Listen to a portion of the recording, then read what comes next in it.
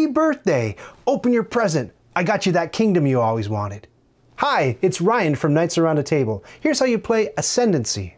You and your friends play heirs to the thrones of your respective royal houses. You'll travel a fantasy map, extending your kingdom into new regions and controlling them by placing workers, establishing settlements, increasing your skills, discovering and identifying loot, completing quests, constructing buildings, and advancing along a tech tree, all while fending off bad guys invading from your borders and interacting with non-player Nemesis characters that waste resources, take up the spots you want, wreck your stuff, and pick super-powered boss fights with you.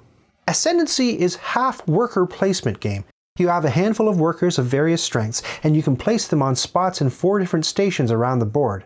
Those stations let you summon enemies to fight, collect resources, power up your workers or empire, and travel around the board discovering new lands and building out your kingdom. This 4x area control dealie is the other half of the game.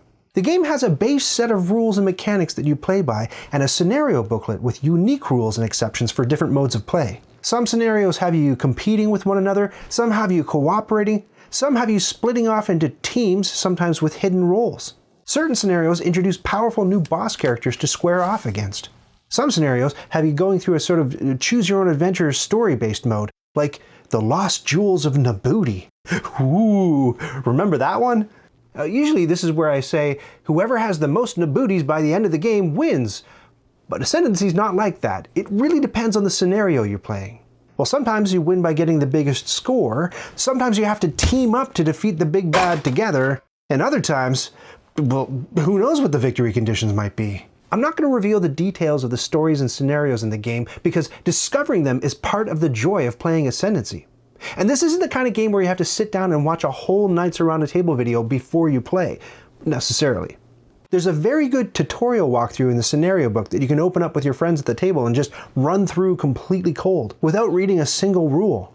The tutorial walks you through every phase of the game and gives you a taste of the major mechanics once you have all the pieces set up. I highly recommend doing that instead of watching me blah, blah, blah, for however long this video is. An hour?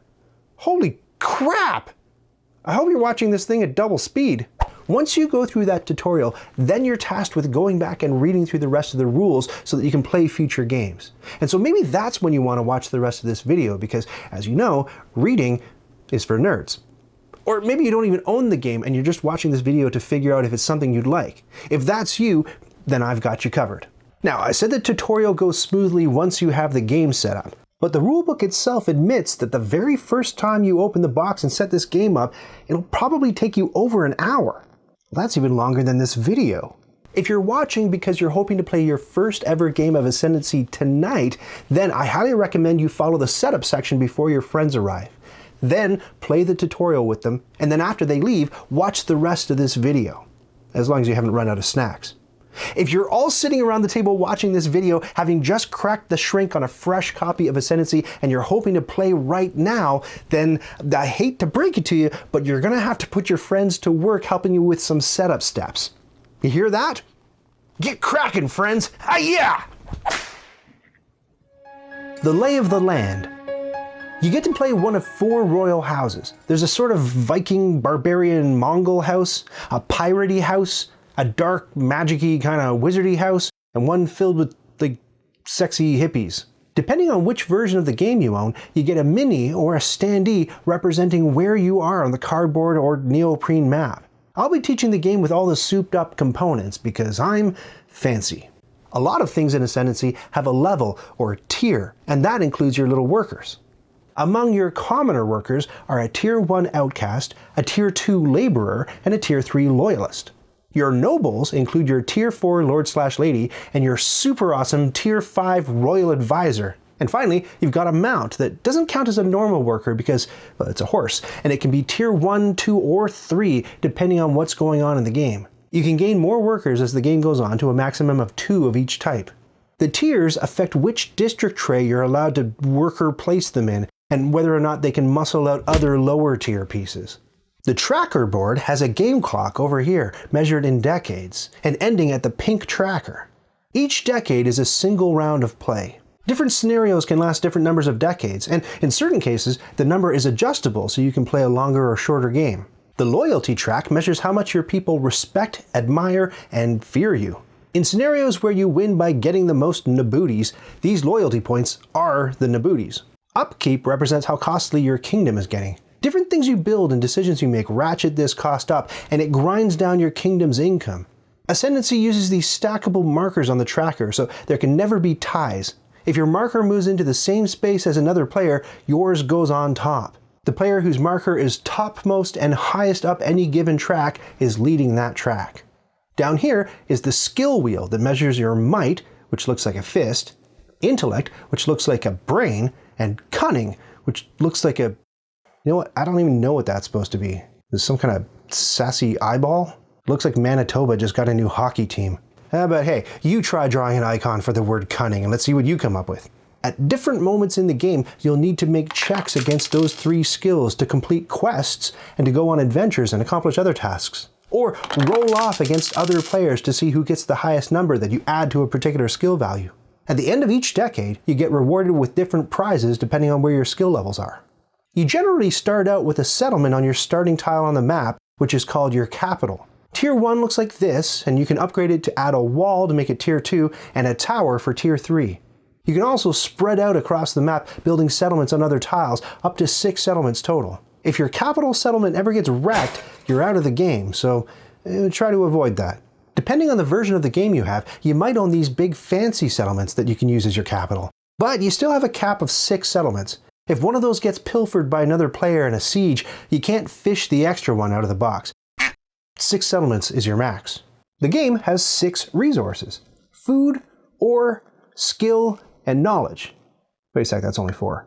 There's also a special resource called mana stones. You can gain up to 3 of them, and the first one you gain costs you 1 upkeep. Mana stones let you unleash your fighting champion's powerful super abilities. You don't lose your mana stones when you spend them, you exhaust them and they get refreshed later. The purple stuff is influence, which you can spend along with wisdom and food cubes to upgrade different things on these tech trees you uncover at the bottom of your board. The game also has loot that you can pick up from the map or as a reward for doing other things. But that loot generally has to remain secret and unidentified until you take a certain action to reveal it. There are also these renown tokens, which you get for doing awesome things, killing monsters, or completing quests. Renown is extremely important, since it's the prerequisite for leveling up your empire and unlocking extra settlement pieces and powerful area of effect tech cards. Turn order. Here's what the game loop looks like. There are 4 different trays called districts that you tackle one by one in order. Phase 1, the frontier, Phase 2, the supply, Phase 3, the academy, and Phase 4, the empire. Tray by tray, everybody places their workers on different spots, and after everyone is placed, you resolve the actions where the workers are standing. Repeat that for all 4 districts, and then the decade is over. Then you perform a few final steps to hand out prizes and refresh some card stacks and markers around the game. So let's zoom in on the first tray for Phase 1, the frontier. These are all the places where you can potentially place one of your worker dudes. The spots are all exclusive, so only one player at a time can have a dude there. But some actions have 2 slots. When play comes back around to you, if you want to, you're allowed to place another one of your guys in the other slot if it's available. The type of action isn't exclusive, but the individual spots are. Everyone takes turns in reverse loyalty order, and you figure that out by looking at the loyalty track. So here, green and yellow are at the top of the track, but we know green is in first place because the green stacker is on top. Then it's red and then blue. But your turns go in reverse loyalty order, so blue gets to place first, then red, yellow, and green. That means blue gets a chance to place a guy in the frontier first, then red, then yellow, then green. Then you loop back around to blue, who gets a chance to place another guy, then red, then yellow, then green. Now, I say gets a chance because on your turn, you can either place a dude or pass. Once everybody is passed, because nobody wants to place any more guys, you resolve all of the actions. This is a bit of a free-for-all. Everyone can resolve their actions simultaneously to speed the game up. But if there are timing conflicts or combos or whatever, you can slow it down and resolve the actions from top to bottom, left to right as they appear on the tray.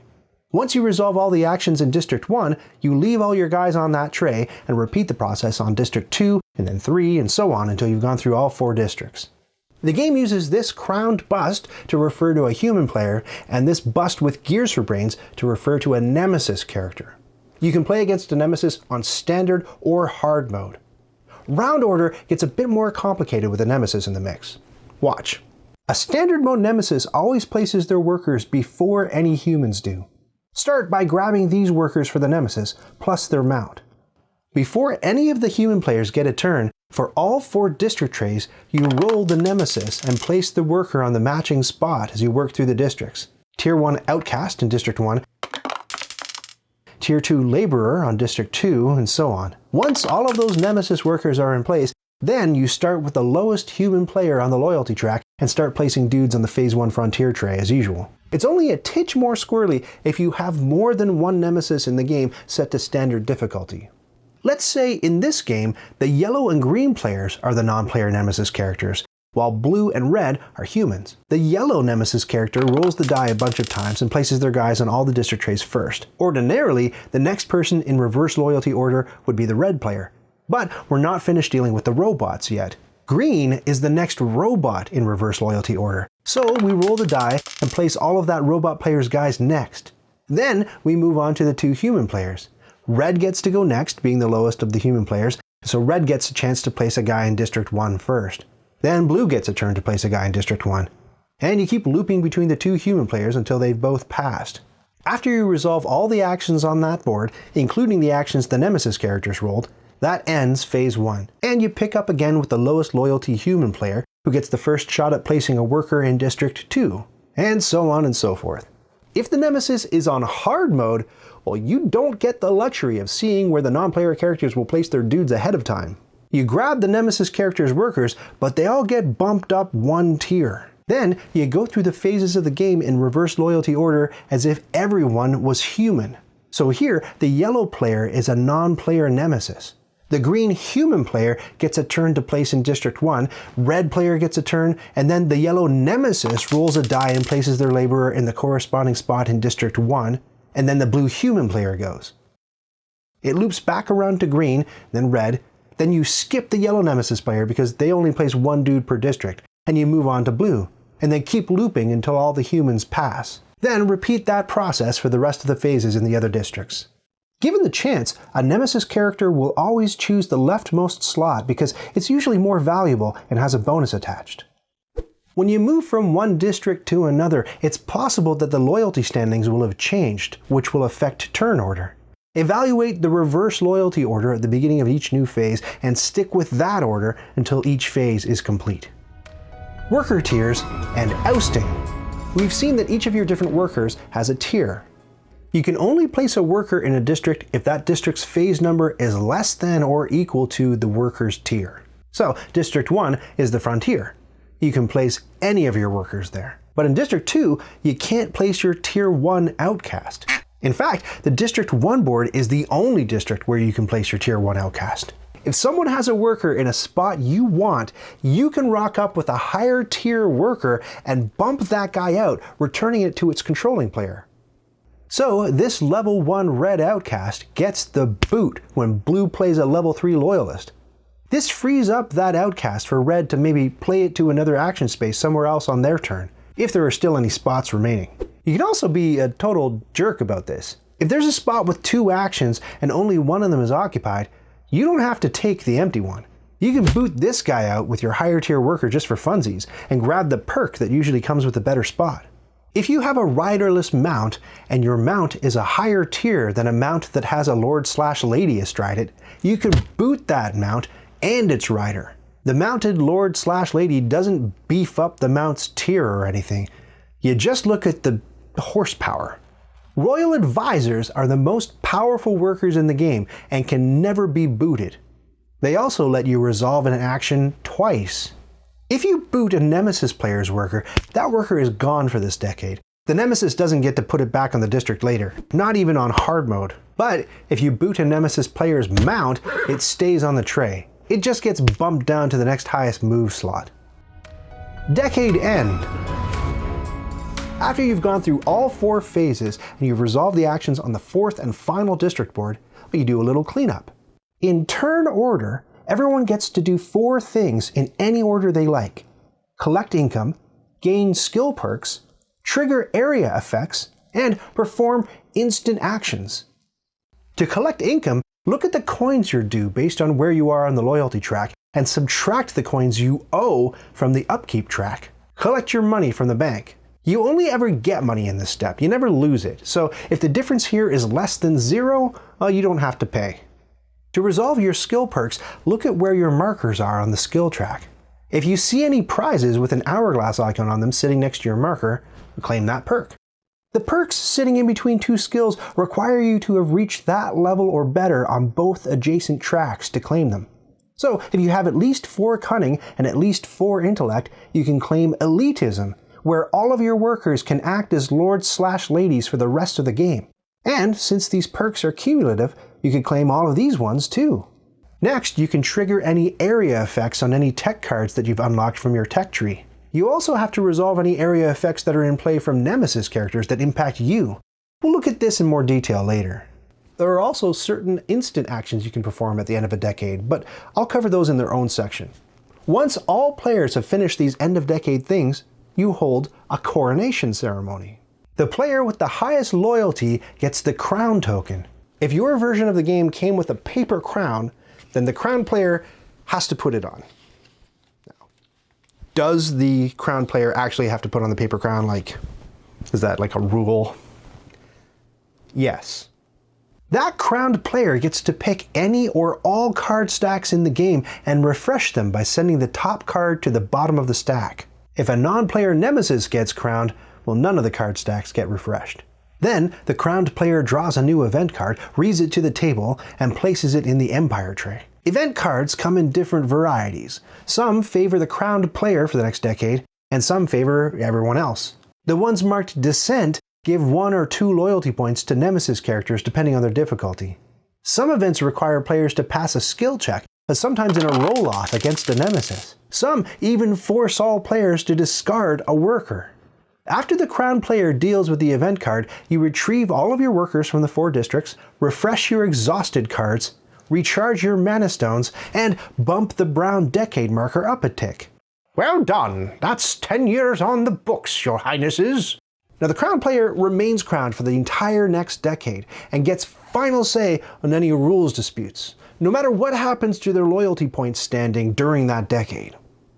If this was the final decade of the scenario, no one gets crowned, there's no new event, your workers stay in their districts, and your mana stones stay exhausted. But everyone still gets to run their incomes, skill perks, and area effects, perform instant actions, and refresh their exhausted cards. At the end of the game, figure out who won and lost according to the scenario you're playing. Any and all winning players get to grab a legacy reward card and add it to their tableau to use in their next game of Ascendancy. Well, with that all sorted, let's dive even deeper and see what all the actions on the different district boards can do for you. Phase 1, the Frontier. All the stuff on this board represents what's going on the outskirts of your kingdom's borders. You'll generally be placing your Tier 1 outcast workers here, but if you place a Tier 2 worker or above on a spot that lets you draw a card, you get to draw 1 extra card, pick the one you want, and sink the other one to the bottom of the deck. And remember that if you place your Royal Advisor, you also get to perform an action twice. If you resolve this action, you get to grab the topmost item or battle item from one of these stacks and add it to your tableau. This here is called an instant action. We'll worry about those in their own section. The Scout action lets you first grab a piece of loot sitting on a tile up to 1 range away from your avatar. Mountains affect range, so even though this tile looks like it's within 1 range from your avatar, it's not, because the mountains mean these 2 tiles are not connected. If you snag any loot, remember not to flip it over. It's still unidentified, and it has to stay that way until you take an action to identify it. Then you grab the top 2 tiles from this stack, pick one, and place it on the empty hex. Each hex can only hold 1 tile. Discard the tile you didn't choose face down in this stack. Each location tile has modifiers that may give players loyalty bonuses depending on how those tiles are connected with other tiles of various colors. So if a player built a settlement on this tile, they'd suffer a loyalty penalty from any purple tile sitting next to it. But they'd get a loyalty point boost for every adjacent blue tile. If this was the situation, a player settling this tile wouldn't lose points from the adjacent purple location because these tiles aren't connected due to the mountain between them. By the way, yellow is wild and means any color. When you resolve the Scout action, you don't actually get to move your avatar anywhere. It stays put. Moving is an entirely different action that we'll see in Phase 4. These two actions let you reveal a creature from either the Tier 1 or Tier 2 stack. You flip the cards from the respective stack and move that creature to the enemy side of the encounter zone on your player board. There's another action in the final phase that lets you just fight a blindly drawn creature card, but resolving this action lets you see what you're getting into ahead of time. Before or after you resolve this action, you also get to identify any one piece of loot you've collected by flipping it over and claiming what's on the back. Let's skip this one and talk about the patron action first. Resolving this space lets you do the thing on the building up here. Each district starts off with a pre-printed level 0 building on it. We'll find out what the innkeeper does after we learn about some other game mechanics. Placing here also lets you identify one of your collected bags of loot before or after you resolve this action. Backing it up, when you resolve the build action, you get to construct one of the buildings from your player board to the district tray. Since we're in Phase 1, your only option here is your stack of cunning buildings. You can only construct your might and intellect buildings to districts 2 and 3 in later phases. Your Manitoba hockey team stack contains Tier 1, Tier 2, and Tier 3 buildings, but you can't just skip ahead and build Tier 3, even if you can afford it. To afford it, you have to meet a certain skill prerequisite. Well, this one means you have to have at least 2 Manitoba hockey team points on the tracker. You also have to pay 2 ore, but the build space here gets you a 1 ore discount. Then you gain this many loyalty points and this much upkeep. Flip the card face up into the building spot on the district tray. You can either splay it so that you can see what all the buildings do, or place it next to the tray if you find that sloppy and you've got the table space to spread out. Any of the buildings up here are available to players to patronize when anyone resolves the patron action. Finally, you take that entire stack of cards and slide it up to reveal the next single row of the tech tree below it. Well, that thing looks crazy cool, so obviously we're going to go over it later. Now, for the rest of the game, anyone who takes the patron action can choose to do the thing on your building, and if you're playing a competitive version of the game, you're entitled to charge other players 1 money if they patronize your building. In a cooperative game, well, you might not want to do that, but it's up to you. Later in the game, if you manage to build the next tier building for this phase, you slam it on top of the previous tier version, overwriting it. So that's when going from Tier 1 to Tier 2 to Tier 3. If you resolve the build action and you can't afford or don't want to build anything, you can forfeit your action. The game even lets you displace your worker and stick it on an empty space on the current district board and resolve that action instead, if any spaces are still open. Phase 2, the supply. The supply is where you get to ransack your kingdom's farms, mines, and small businesses for the stuff you need to expand your empire and keep your engine running. You can only place your Tier 2 laborers or higher here. So if you held on to any outcasts from Phase 1, they're not allowed in the supply. Just getting everything dirty. Gross. Get out of here. If you use a Tier 3 loyalist in this district to get a goodie, you get a $1 bonus. If you place a lord/lady, you get a $2 bonus. And as usual, placing a royal advisor lets you perform an action twice, but no bonus money. The actions here are pretty straightforward. Resolve this one to grab a food cube from the topmost row for free, or here for ore, here for skill, and here for knowledge. Anytime stuff gets discarded in the game, it winds up in this trough, including mana stones and purple stuff. Sometimes the game tells you to restock a resource. In that case, you move it from discard to the top row of its respective shelf. And if that row is full, it goes on the next row up. We'll figure out what all this jazz means when we talk about instant actions. The build and patron slots here work the same as they did on the first board, but you'll be building the thing in your middle might stack instead. Patronizing the basic level 0 banker building lets you put $2 next to your worker and reclaim those coins at the end of the decade with 1 bonus buck as interest. If you placed here, you get a bonus buck which you can use to pay your banker investment, or optionally to pay another player who demands it when you patronize their building. Or you can just keep that buck for other things because money. Phase 3, the Academy. The Academy houses all the most skilled people in your kingdom, be they scholars or warriors. You can only place a Tier 3 loyalist or above in this district. This pretentious little beret will help you identify him. Resolve the quest action to draw 2 cards from the quest deck, put one in your tableau, and sink the other one to the bottom of the deck. Resolve the hireling to grab the top card in either the mercenary or war machine stack. Check it out and add it face down to your tableau. This adds 1 upkeep to your track. As an instant action, you'll be able to pay to deploy these cards to your encounter road to help you fight battles later on. These bits are instant actions that we'll cover in that section. Here, you can claim a mana stone from this supply and place it on your board. It starts charged. Your first mana stone always comes with 1 upkeep, but any additional mana stones you gain do not. You're capped at 3 mana stones total. This spot nets you an influence cube. The build and patron actions work the same as they did in the other districts, but you're building from the intellect column on your board. The level 0 Mystic building lets you clear a bad status effect token from a combat unit you control. We haven't seen those yet, but they're bad and you want to clear them. Then you can either identify 1 loot or peek at any face-down card in the game. That could be a creature card or an upcoming event card, or even, in certain scenarios, another player's hidden role card. Phase 4, the Empire. The 4th and final district board is where all of your 4X map stuff happens. Moving, settling, picking fights with the player or non-player enemies, and laying siege to other players' settlements. This board requires you to place a noble worker, either your lord/lady or your royal advisor. And these spaces additionally enable that worker to be mounted. We'll skip over this bit until we look at Nemesis characters in more detail. Resolve this action to spruce up one of your settlements. Add the next piece, either a wall, or if you've already got a wall, a tower. And then claim loyalty points according to what the location tile grants you for your settlement's new tier. These values are discrete, not cumulative. If you placed a noble here, either a lord/lady or a royal advisor, you get to have an adventure. If you placed a horsey, you get to move. If you placed both, you get to do both, and in either order. If you resolve a move action, you pick a target hex you want to move to, and then you have to feed 1 green food cube to your horsey for every food icon printed on the map between you and your target hex. Then move your avatar to the target hex. Moving with a tier 2 horsey gets you a 1 food discount for the whole trip, and a tier 3 horsey gets you a 2 food discount. If your target hex has any loot on it, well, claim it face down.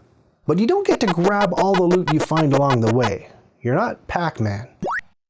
If the target hex you're moving to is empty, draw 2 location tiles. Place 1 and discard the other.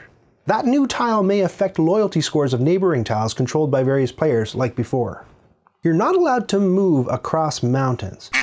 These mountainous borders with little arrows in the middle are mountains that let you move through them in one direction without having to give your horse a food cube. You can move through any territory that has someone else's settlement in it, but you're not allowed to stop your movement there unless the owner of the settlement gives you permission. If you have a noble here, mounted or otherwise, you get to go on an adventure. You pick a target hex, so that's either the hex your avatar is currently on or the hex you're moving to if you're also using your mount to move this turn, and then roll a skill check against that location tile. So this tile has you rolling your die and adding its result to your current Manitoba hockey team skill. If the total is 5 or greater, you get a free scout action. And if it's 7 or greater, this ampersand means you also get to grab a blue knowledge cube from District 2. There's no limit to the number of times you can adventure on a single location tile throughout the game. If you resolve the adventure action again, either this decade or later in the game, and you want to adventure on the same location tile, well, go for it. If you want to conquer something, you're talking about picking a fight with the enemies lined up down here in your encounter zone. If your zone is empty of enemies when you resolve a conquer action, you have to grab any number of bad guy cards in District 1 from either tier and flip them face up into your encounter zone. Surprise, it's terrible. I bet you wish you'd used one of those reveal actions back in Phase 1 so you'd know what kind of fight you were getting into. It's probably also a good idea if you've unlocked and deployed at least 1 champion or mercenary to fight for you. Anyway, then you fight all the things. We'll talk about battle in its own section. If you nab this slot and you have 3 or more human players in the game, you get 1 renown when you fight, guaranteed, even if you lose the battle. If you want to lay siege to another player's settlement, you need to have one of those war machines you drew from the Academy board deployed into your encounter zone. And we'll see how to deploy cards in a bit. To lay siege, target a settlement within range 1 of your avatar. Mountains block your range as usual. If the terrain tile that your targeted settlement on is empty, well, you just wreck the topmost tier of it and collect it as a trophy. You can't upgrade your own settlement with that piece later. That trophy is a memento of your siege.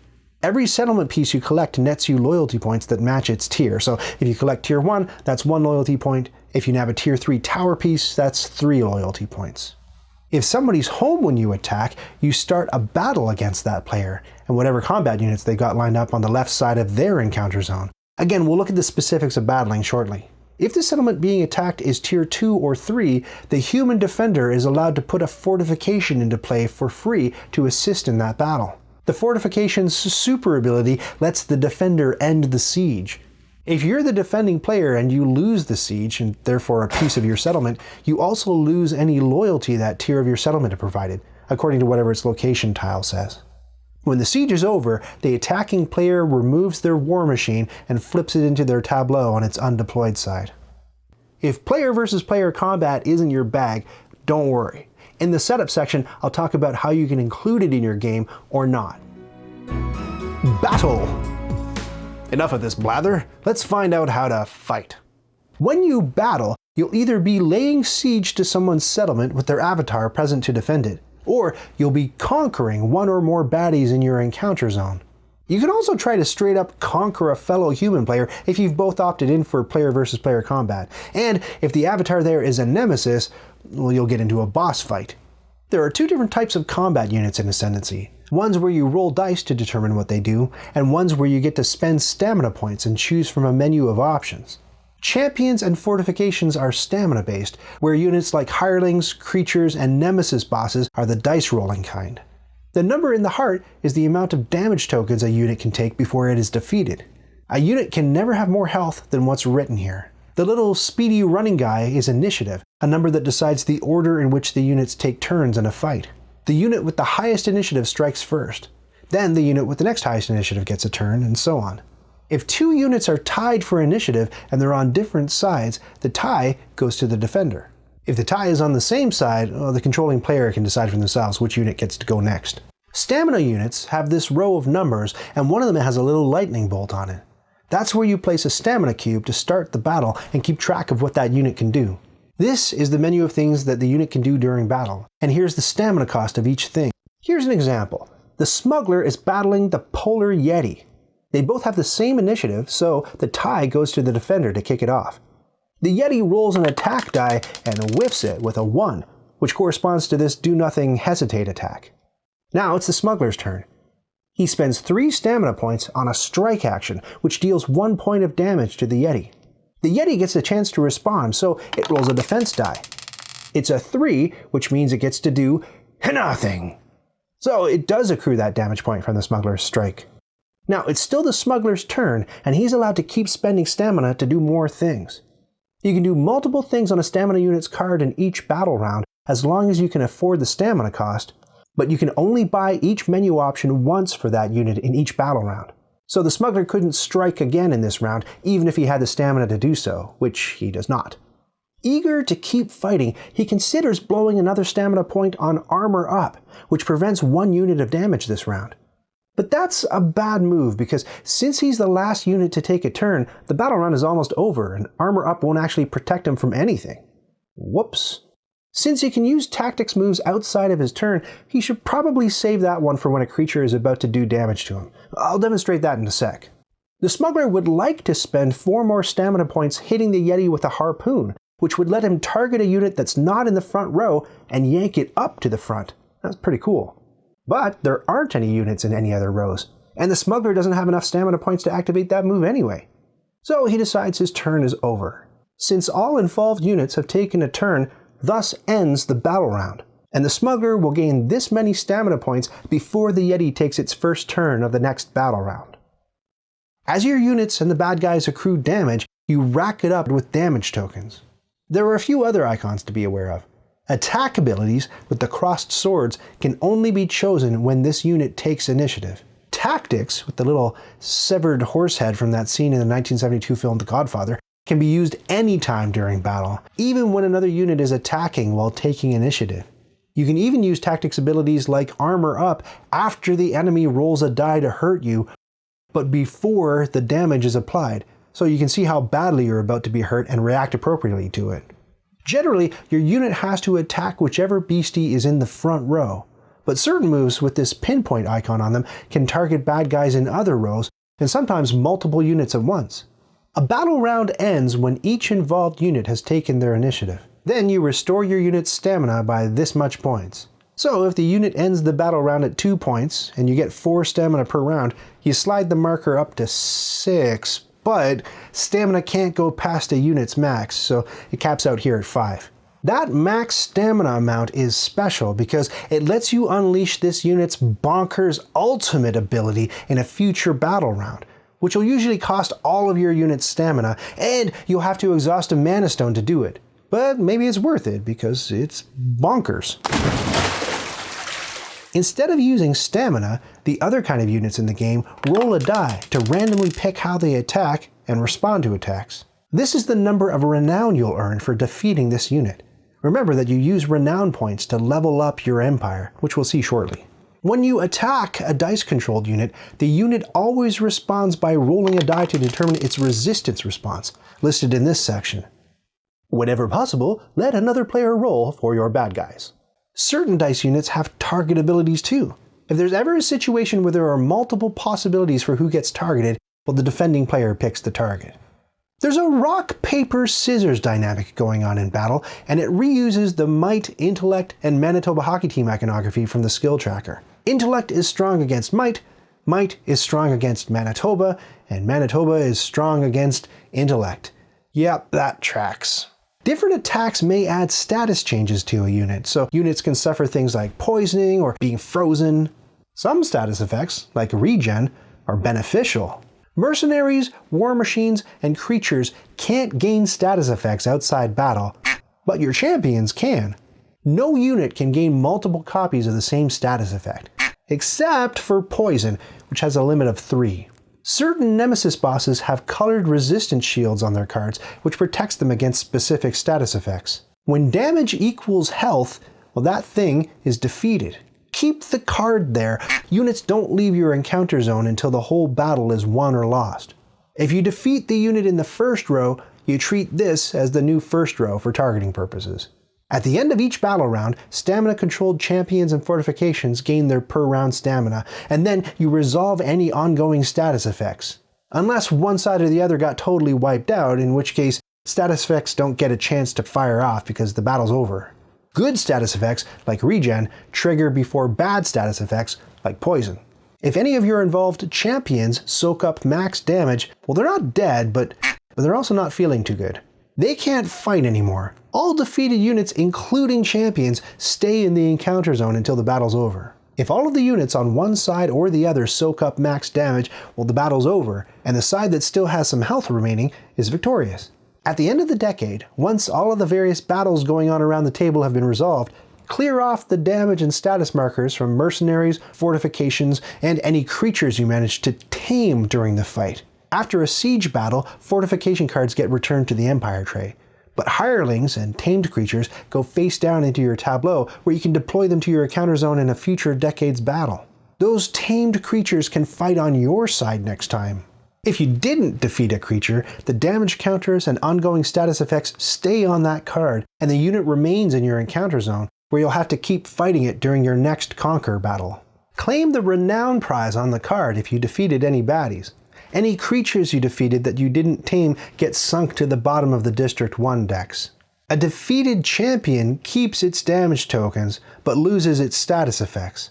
If a champion survives the fight, all the damage and status effects that accrued on a champion persist past the end of the battle. Just be sure to check the duration on a status effect. The ones that say next only trigger once, and then you discard them. The ones that say battle only persist during a single battle. It's the always effects that remain on your champions if they survive the fight. After battling, if you've got wounded champions, you'll have to do stuff in order to heal up your crew. If they're defeated, so completely out of health, you won't be able to use them in another battle until you heal at least one of those damage tokens. So you could patronize the Innkeeper during Phase 1 of the next decade, which gets you a 1 food discount when you move your mount, or lets you heal up to 2 damage on all of your champions. The Mystic on the Academy tray lets you get rid of a status effect on one of your champions. Some champions can even shapeshift into creatures. When they get defeated, follow the same rules to treat them like a champion instead of a creature. I am not an animal! I am a human being! Just before resolving the status effects at the end of each battle round, any human player involved in the fight gets a chance to retreat from battle. If you got defeated or retreated from a location tile while someone was laying siege to your settlement, you have to move your avatar to a different tile with one of your settlements on it. Well, that's one of the reasons you get kicked out of the game if your last settlement falls. Well, there's nowhere to retreat to. Instant actions. There are a bunch of things you can do called instant actions that don't require you to place a worker. At any point during your turn, you just do them as much as you want or can afford to, either before or after placing a worker, resolving an action, or while it's your turn to clean up at the end of a decade. Anytime you see this little price tag icon, it means you can pay gold to buy the associated thing. You don't even have to wait until that district is active. You can buy a hireling from District 3 while you're placing a worker in District 1, or buy a good from District 2 during your turn at the end of a decade, or sell a good in District 2 while you're resolving your actions in District 4. The sell cost for goods is on the left and the buy cost is on the right. The costs correspond to these rows, so the more scarce a good gets, the higher the buy-sell price gets, and then things get less valuable as supply goes up. Whenever you sell something, you put the good in the next available spot in the topmost row, not in the discard trough. Another instant action is trading. You can trade any of your acquired goodies to any other player as long as they're within one range away from you on the map, and there are no rules for trading. Just both parties have to agree to the trade, whether or not it's a fair swap. You can't ever trade with Nemesis characters. I keep mentioning that these purple renown tokens enable you to ascend your empire. Well, that's an instant action too. You don't actually spend your renown tokens, they're just a threshold that qualifies you to ascend. So this ascension requires you to have 2 renown. If you've got it, then as an instant action, you can ascend and gain 1 loyalty, 1 upkeep, 1 common undiscovered loot, and unlock a tier 1 settlement piece from your player box, which you can either place right away wherever your avatar is, or save until later. Flip the empire tile into your tableau, where it gives you a new permanent ability. Then slide the whole stack up to reveal the next row of the tech tree underneath. Hang on to your renown, you don't lose it when you ascend. Settling is also an instant action. Place one of your unlocked tier 1 settlement pieces wherever your avatar is, and gain the loyalty points written on the tile for tier 1. You can't build on a quest tile, and each terrain tile maxes out at 1 settlement, yours or anyone else's. You have to have unlocked the settlement piece by upgrading your empire. You don't have immediate access to all the settlement pieces in your player box. You can spend resource cubes as an instant action to gain different bonuses. Discard a green food cube to heal 1 point of damage on each of your champions. Discard a red skill cube to get a bump on one of the skill tracks. Discard a purple influence cube to gain a renown. Tech tree. As you construct buildings and ascend your empire, you reveal more and more rows of the tech trees beneath them, 1 row per upgrade. As an instant action, you can commit one of your resource cubes to a matching slot to gain prizes. Sometimes slots have prerequisites, so you can't put a cube here until you have a cube here, and you can't put a cube there until you've got a cube here. This blue slot lets you unlock a tech card from your deck, matching the same tier and column as the slot you're feeding. So placing a blue cube here lets you choose a tier 1 tech card from your intellect deck stashed under here. Just like Ascended Empire tech cards, these cards give you a cool advantage or a special piece of gear. The cards you unlock from your Empire tech tree have area effects that play out based on what's happening on the map. You get to resolve these area effects at the end of the decade when you're gaining skill perks and collecting income. At the beginning of a standard scenario, your Royal House's 3 champions are locked up in this District 4 holding cell. Feeding a food cube to one of these green slots lets you grab the depicted champion card from there and add it to your tableau. This costs you 1 upkeep.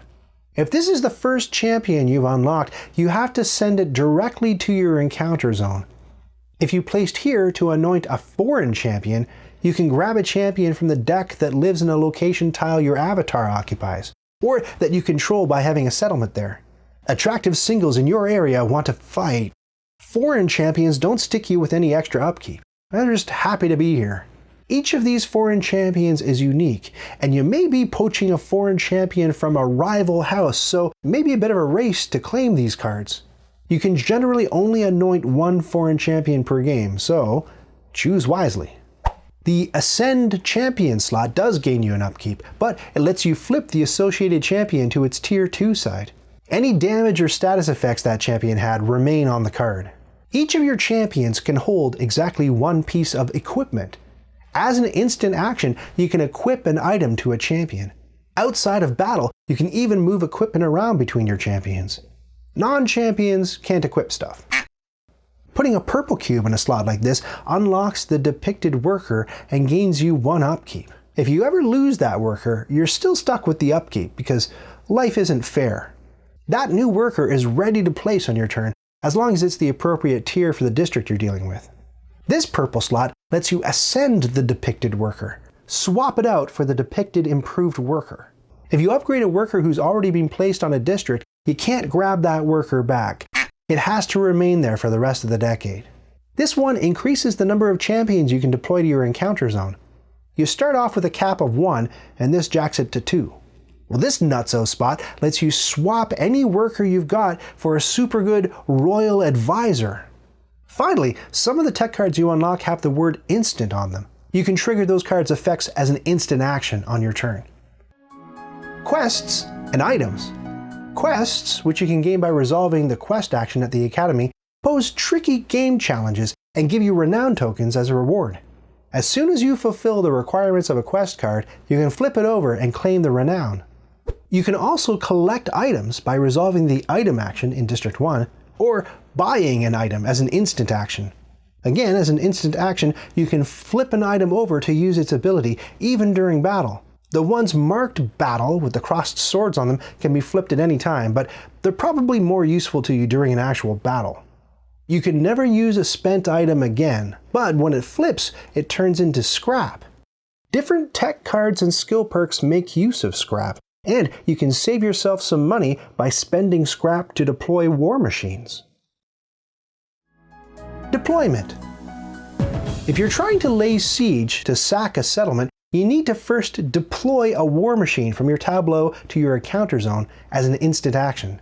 That'll cost you a certain type of scrap, or $2. War machines always go in your back row, but they target whatever's in the defense's front row. They can never fight alone, they can never take damage, and when they run out of shots, they go back face down into your tableau. We saw that you have to feed these tech tree slots to unlock your champions from the deck, and that the first one automatically gets sent to the front lines in your encounter zone. You have a total of 3 champions you can unlock, plus a foreign champion, but the most champions you can deploy to your encounter zone is 1. That is, unless you feed this slot, which lets you put a second champion into play. Deploying a champion as an instant action is free, and as long as you're between battles, you can swap out your champions freely as an instant action on your turn. Any damage and status effects your champions have accrued come with them. To deploy a non-champion unit to your encounter zone, like a mercenary or a war machine, you have to pay the cost on the back of the card, and you gotta do that before a battle begins. Once a decade ends, your mercenaries and war machines flip back face down into your tableau, along with any creatures you tamed, so your deployment's only good for that single decade. You have to pay again to redeploy them. Any enemy might unit with a fist on it automatically takes the front row slot, budging every other unit to the back rows. If you deploy a fortification unit during a siege, it has to go in the front row. In all other situations, you get to pick where your deployed unit goes. 3 units per side is the absolute limit, and you can only deploy 1 of each kind of unit on a side. So you can't have 2 or more champions, or 2 or more mercenaries, or war machines. But you may discover techs or abilities that let you break that rule. Once a battle begins, your encounter row is locked down.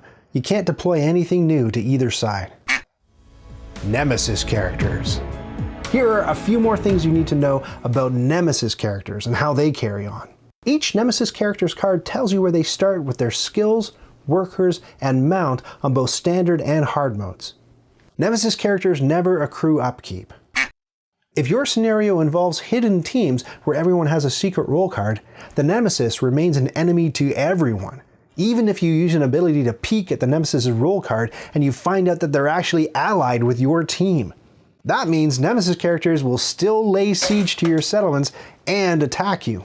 The only time a Nemesis will side with your team and consider you allies is if you're playing that scenario with the visible teams option, which I'll go over during setup. When a Nemesis resolves an action that involves taking a resource or pulling a card, that resource or card just gets discarded because the Nemesis is a jerk. So if the Nemesis resolves the Hireling action, they sink the top cards in both Hireling decks. Nothing happens when a Nemesis resolves the Scout action or the Build or Patron actions in any district. If the Nemesis ever has to pay resources to a player, the resources come from the respective resource pools because Nemesis characters don't have any of their own stuff to pay out. The only time a Nemesis will roll a skill check is if it's against a human player. So it skips location skill checks and skill checks against other non-player Nemesis characters. In Phase 4, when you roll for a Nemesis, their die goes up here. You cross-reference the number on the die with this compass rose on the map. That's the hex that the Nemesis is targeting this decade. So if the Nemesis rolled a 6, that means south. And so here's the Nemesis, and he's got eyes on the area to the south. If the rolled direction goes off the board, you just flip it. So if the target direction is south, but the Nemesis is down here, flip the direction to the north hex. The die doesn't care about mountains, so if there's a mountain en route to the target hex, no there isn't. The action the Nemesis gets to resolve in District 4 depends on what's going on their target hex. If the space is empty, put the Nemesis's mount and noble on the topmost move slot. The Nemesis intends to move to that tile and drop a settlement. Nemesis players don't have to unlock settlement pieces like human players do. Settlement is automatic. When a Nemesis moves to a new undiscovered hex, they chuck out any loot they find there and draw a tile to fill in the gap. They completely ignore mountains and one-way mountain passes when moving. If there's one non-allied human on the target tile, the Nemesis wants to move to that tile and conquer the human. But if the terrain tile has 2 or more non-allied humans on it, the Nemesis will move to the tile, but won't try to conquer anyone. Unless one of the human players ditches by the time the Nemesis resolves their actions, leaving the other player holding the bag. Hey! If the tile has an allied settlement, the Nemesis wants to help upgrade that settlement. The Nemesis will stay on their own tile and upgrade that settlement from afar. If the Nemesis targets a tile that's settled by a non-allied player, be they human or Nemesis, and whether or not there's an avatar on that tile, the Nemesis wants to lay siege to that tile. If the place is empty, a standard mode Nemesis automatically trashes the top tier from that settlement and gains 1, 2, or 3 loyalty points depending on its tier. A hard mode Nemesis trashes 2 pieces. And as we saw before, the owner of the sacked settlement loses some loyalty points. If a Nemesis tries to lay siege to a tile with you on it, they initiate a battle. You might be able to resist if you can get a fortification into play. This is automatic if your settlement is tier 2 or better, but otherwise, it might be a whooping. A Nemesis will never battle another Nemesis. But the robots will lay siege to each other's settlements, ignoring any Nemesis avatar on the tile. They never get to deploy a fortification in their own defense. When you resolve the area effects from a Nemesis at the end of the decade, those effects never impact another Nemesis. Sometimes the game state changes by the time you need to resolve a Nemesis character's actions on District 4. Like the example I gave where the Nemesis is trying to attack a player, but the player skedaddles before the Nemesis gets that chance. Or if the Nemesis plans to move into an empty location, but a non-allied player builds a settlement there. Since the location is no longer empty, the Nemesis wants to lay siege instead of moving there. Before the Nemesis resolves their action, double-check this flowchart in the reference manual to confirm that its action is still valid. And if not, the chart will tell you what it should do instead. When a fight against a Nemesis inevitably happens, flip the card to its boss battle side. If you've got any creatures in your queue, set them aside for now and slot in the Nemesis card if you're the only human player in the fight. Otherwise, keep the card where everyone can see it. For targeting purposes, the Nemesis is considered to be in every participant's front row. Any number you see with a slash on it is showing you the standard difficulty versus the hard mode Nemesis. On standard mode, in every round, a Nemesis rolls 2 attacks against all human players engaged in the fight, and it's 3 attacks on hard mode. A Nemesis rolls a separate resist for each incoming attack. For every allied human fighting against the Nemesis, you pile on extra health according to the Nemesis character's loyalty score. So a standard mode Nemesis gets 3 health. They're battling 1 human, so because their loyalty counter is at 2, you add 2 to their health. If another human was teaming up with this one, like in a team game, you'd add another 2 hit points based on that loyalty score. And another 2 points if this human was also fighting. But if this game was a free-for-all, where all human players were competing with each other, you'd only give the Nemesis that health bonus once, despite there being 2 or 3 or 4 humans in the fight. If you retreat from a Nemesis, or get your butt kicked, you have to move your avatar to a friendly settlement of your choice. Sanctuary! Defeating a Nemesis gets you 5 renown on standard mode and 7 renown on hard, plus a free peek at someone's hidden role card, if applicable. Then you can choose to either show the Nemesis mercy or finish him. To show mercy, you scoot the Nemesis to any settlement the Nemesis controls. Clear off all status and damage markers and carry on with the game. You might want to show mercy if you discovered that you or your team were secretly allied with the Nemesis, according to the scenario you're playing. If you decide to vanquish the Nemesis once and for all, topple their avatar and scrub the map of all their settlements. There's now 1 less player in the game. If any more Nemesis characters remain, well, they could still beat you depending on the scenario. But if you successfully murder all of the Nemesis characters, victory is yours. If your game ever ends in a tie somehow, you can either shake hands and call it a day, or end the game with sudden death. The reference guide covers that rare case in detail. Setup. To set up the game, pick a scenario and lay out all the stuff like the book tells you. The base game scenario is called Loyalty of the People, and there are all kinds of ways you can play it. Solo as 1 human versus 2 or 3 Nemesis characters, 4 humans against 1 Nemesis, or any combination in between. As long as you set up for a minimum of 3 players, be they human or robot, well, you're good. Then you can choose to play cooperatively or competitively. Beginner players will have an easier time on cooperative mode. You can split the human players up into teams using these role cards, either deal them out randomly or duel them face up and decide who's on which team. The Allies of Justice or the Consorts of Chaos. Your teams can even be lopsided. You can go 2v2 or 2v1 or everybody versus the robots. Let everyone at the table individually flag themselves for no player versus player fighting, PvP light, where only the unsupervised settlements are fair game, or hot PvP action, where you agree to allow conquering among human players. And you can mix and match. So Madeline and Carl might agree that they can attack each other's unoccupied settlements as PvP light players, while you can flag yourself as a no PvP player. The cool thing about Ascendancy is that after you open your box and put all the cards and bits and things into their containers and cubbies, the game is mostly set up and ready to play for all your future games. And just by watching this video, you probably have a good idea of where everything goes. The scenario booklet may instruct you to open up 1 or more of these secret Nemesis envelopes and any other special setup instructions to follow. Mark the first decade with the brown stacker, and then your chosen scenario will either tell you to place a pink tracker on a certain final decade so you know when the game will end, or it'll give you a choice of how many decades you want to play. To set up the supply tray, use this chart in your reference guide.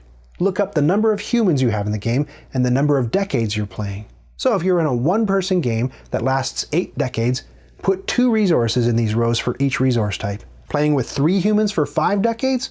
Well, then you need 3 resources in each of these rows for each resource type. Coins go here. Follow the chart on the facing page to figure out how many white mana stone and purple influence tokens to stock in District 3, using the same procedure. Grab the stack of event cards your chosen scenario wants you to use, either the fully cooperative or the competitive set. Split them into Law, Dissent, and Sacrifice piles. Shuffle a number of each of these together based on this chart.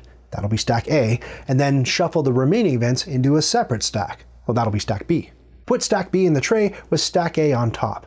Everyone chooses a house and grabs 1 of each type of worker, except the Royal Advisor. Sort your house's tech cards by type.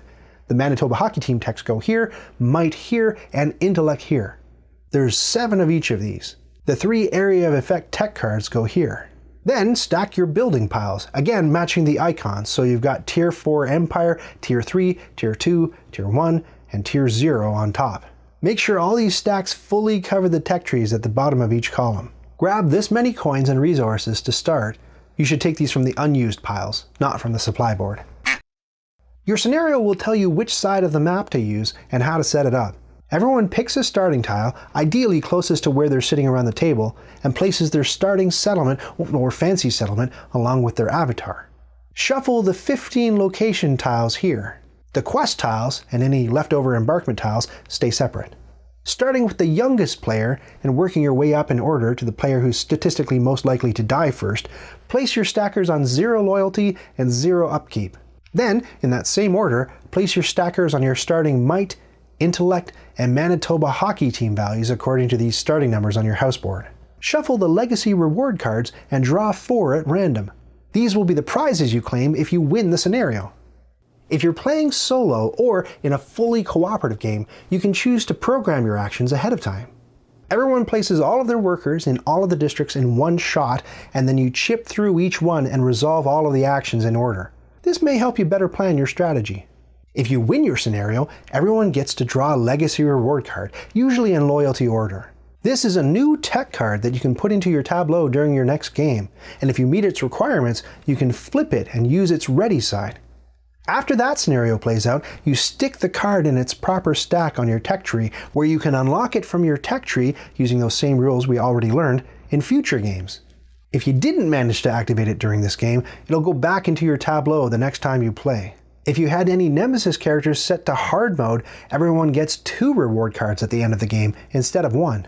Occasionally, someone will acquire a rare legacy scenario card, which unlocks that scenario to play later. If you win that scenario, well, that's how the player who drew that card gets to flip it and activate it, and then store it to their player board forevermore. Of course, you own the game, so you're free to peek inside any envelopes and play scenarios in any order you like. But the game has a plan for how it should all unfold, and you can mark your progress on this ancestral ledger as you play, which may reveal unexpected secrets and surprises as you go. If you play the scenarios out of order, you don't get to mark your progress down on this sheet. But again, it's your game, so you do whatever you want with it. And now, you're ready to play Ascendancy.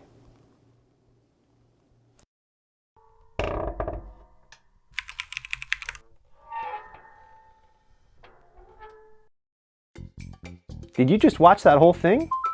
Oh, hey, to 100% this video, click the badge to subscribe and then click the bell to get notifications when I've got new stuff.